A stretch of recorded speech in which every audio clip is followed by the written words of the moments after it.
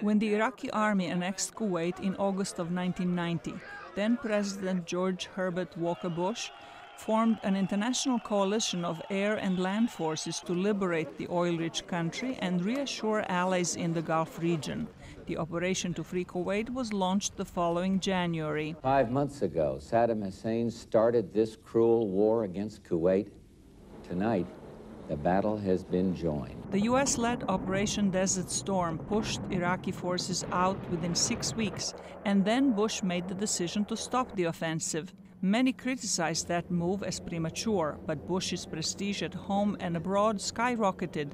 He used it to revitalize the Arab-Israeli peace process, and this effort resulted in the Madrid Conference later that same year. His attempt to restore order in violence-torn Somalia in December of 1992, during the last weeks of his presidency, was less successful, and the fighting continued into the Bill Clinton presidency.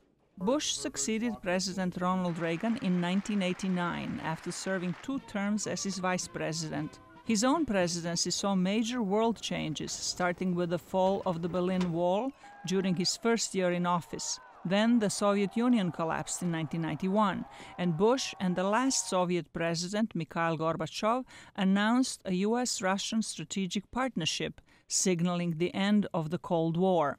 But on the domestic front, Bush disappointed by reneging on his campaign promise to cut taxes. Read my lips.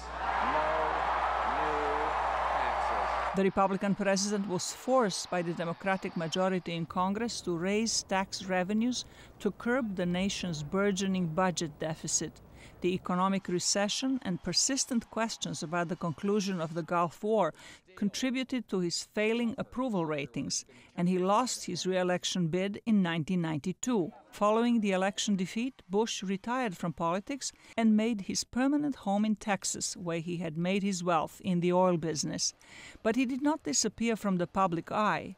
8 years later, he was active in his son's presidential campaign. This boy, this son of ours, is not going to let you down. He's going to go all the way and serve with great honor all the way.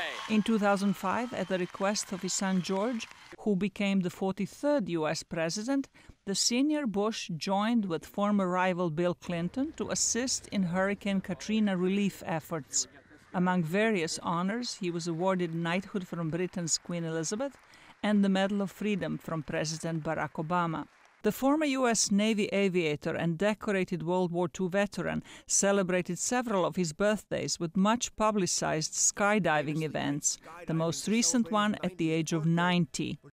Zlatica Hoke, VOA News, Washington.